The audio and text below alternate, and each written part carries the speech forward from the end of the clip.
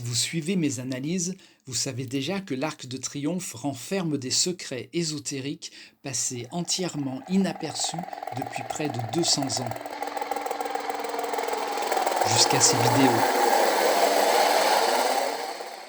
Au fil de nos découvertes, nous avons établi que la Marseillaise de François Rude apparaît comme un monument ésotérique mitriaque. Sous couvert d'une célébration patriotique, la sculpture dissimule en réalité une composition bien plus ancienne et inattendue, une gigantesque reproduction de la tauroctonie, la scène centrale du culte de Mitra, où le dieu romain sacrifie le taureau primordial. À elle seule, cette idée a de quoi déstabiliser. Comment un monument du XIXe siècle, emblème de l'histoire nationale, pourrait-il intégrer un symbole issu d'un culte à mystère éteint depuis l'Antiquité? Et pourtant, ce n'est que le début, car dans cet épisode, comme dans ceux qui suivront, vous allez découvrir que cette énigme est encore bien plus profonde qu'elle n'en a l'air. Aujourd'hui, nous allons d'abord nous pencher brièvement sur l'histoire des études mitriaques, pour comprendre comment notre regard sur ce culte antique s'est construit au fil du temps.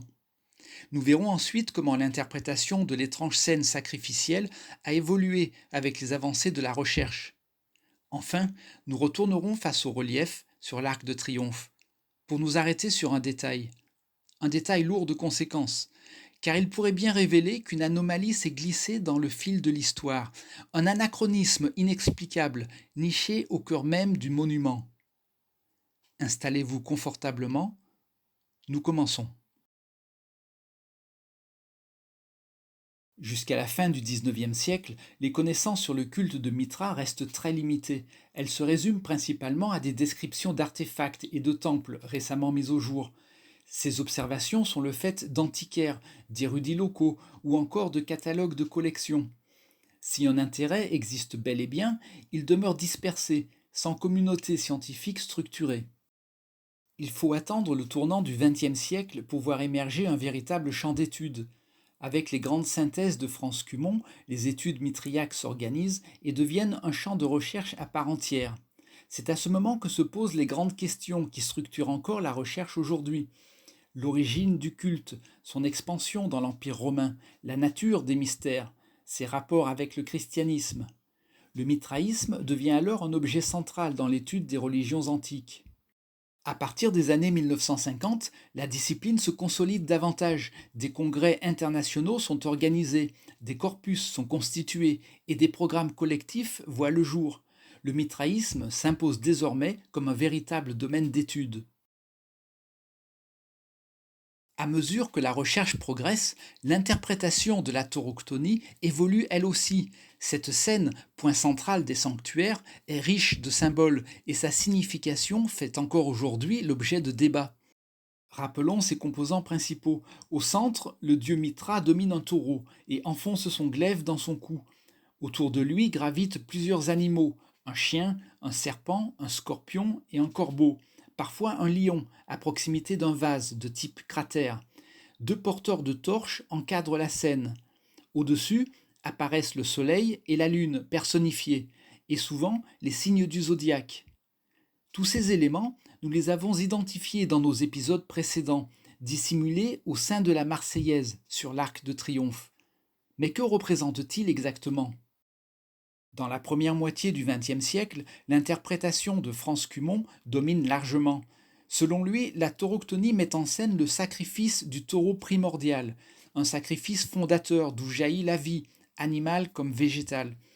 Ce récit trouverait son origine dans des traditions iraniennes anciennes, notamment dans la religion zoroastrienne, où apparaît déjà une figure nommée, elle aussi, Mitra. Le culte romain serait ainsi l'héritier direct de ces croyances orientales. Dans cette perspective, les éléments de la scène sont compris comme des acteurs du récit. Le corbeau, par exemple, est interprété comme le messager du soleil, tandis que le vase servirait à recueillir le sang du taureau.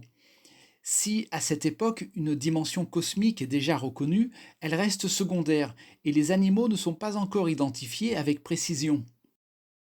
À partir des années 1970, une nouvelle lecture s'impose progressivement. Des chercheurs proposent des interprétations fondamentalement astrologiques de la scène. La tauroctonie deviendrait alors une carte du ciel et l'image symbolique d'un changement d'ère cosmique. Dans cette optique, chaque élément de la scène correspond à une constellation. Le taureau, le petit chien, l'hydre, le scorpion, le corbeau, le lion et même la coupe pour le vase. Cette lecture remet profondément en question l'idée d'une origine orientale directe. Le mitraïsme romain apparaît désormais comme un culte entièrement nouveau qui aurait simplement repris le nom d'une divinité perse. Mais revenons un instant à la constellation de la coupe, telle qu'elle est illustrée dans l'Uranographia de Johannes Hevelius. Vous remarquez comme elle s'incline vers le corbeau? Cela ne vous rappelle rien? Regardez maintenant la Marseillaise et observez le casque du guerrier, que nous avons déjà interprété comme un pot rituel. Voyez comme il est penché vers la victoire, victoire que nous avons identifiée dans le dernier épisode au corbeau. Remarquez encore la plume qui jaillit du cimier. Prolongée par le pan de tissu qui flotte derrière elle, elle dessine une bande ondoyante, juste sous la victoire. Autrement dit, Rude n'a pas juxtaposé ces éléments au hasard.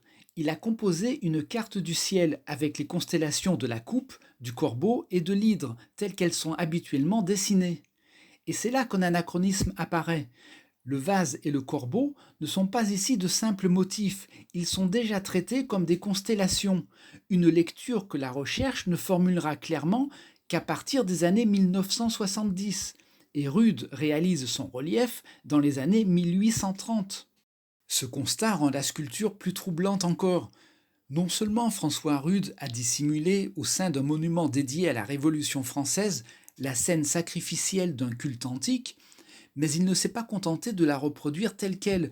Il démontre qu'il en maîtrise déjà les codes, des codes que les chercheurs ne décrypteront que bien plus tard. Comment a-t-il pu disposer d'une interprétation qui n'existait pas encore? A-t-il eu connaissance, d'une manière ou d'une autre, d'un savoir oublié depuis des siècles? Pour finir, nous pouvons étendre notre tableau des niveaux de lecture de la Marseillaise pour y ajouter une 12e interprétation, celle des constellations associées aux animaux de la tauroctonie. En effet, les éléments du relief qui évoquent ceux de la scène sacrificielle héritent du symbolisme de ces derniers.